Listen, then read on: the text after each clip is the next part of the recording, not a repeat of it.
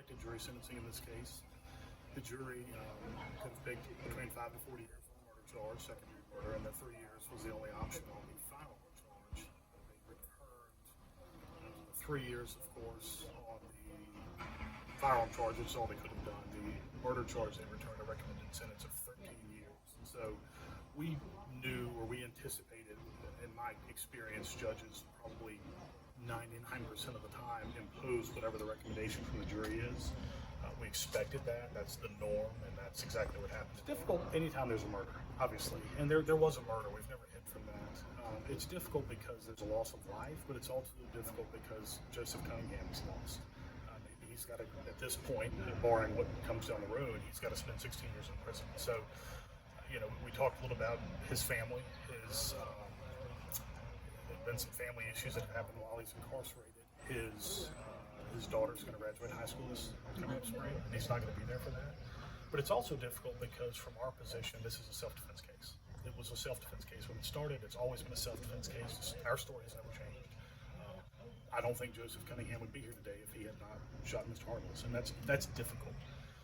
The situation, there was no one in this situation that acted perfectly. Joe knows that.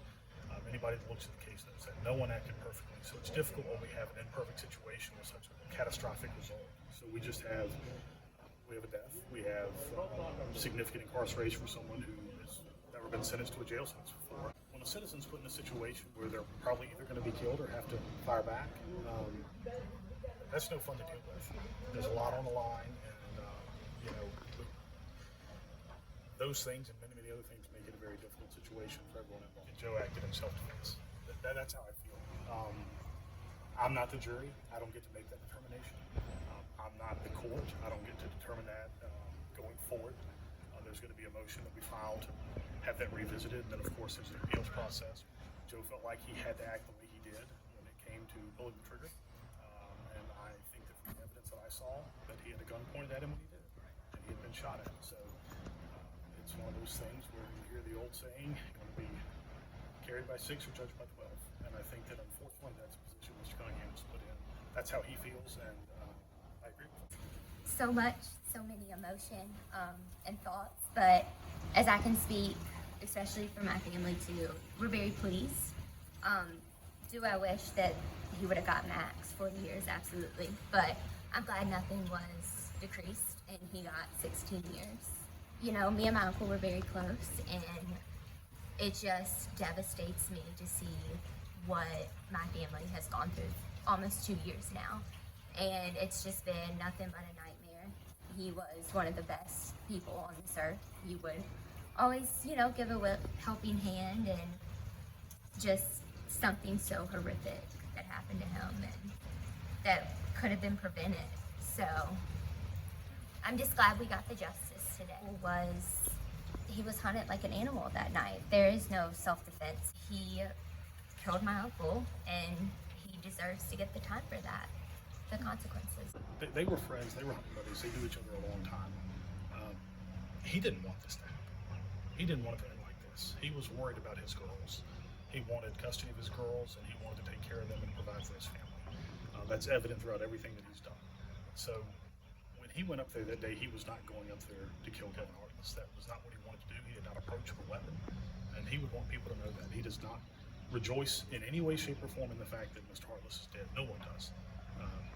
But he felt like that his actions were the only things that he could do to save his own life. Once it got to that point, the life of his daughter, who was on scene. And so that's probably what he would want people to know. He wishes this didn't happen, but he didn't feel like any other option when it came to it.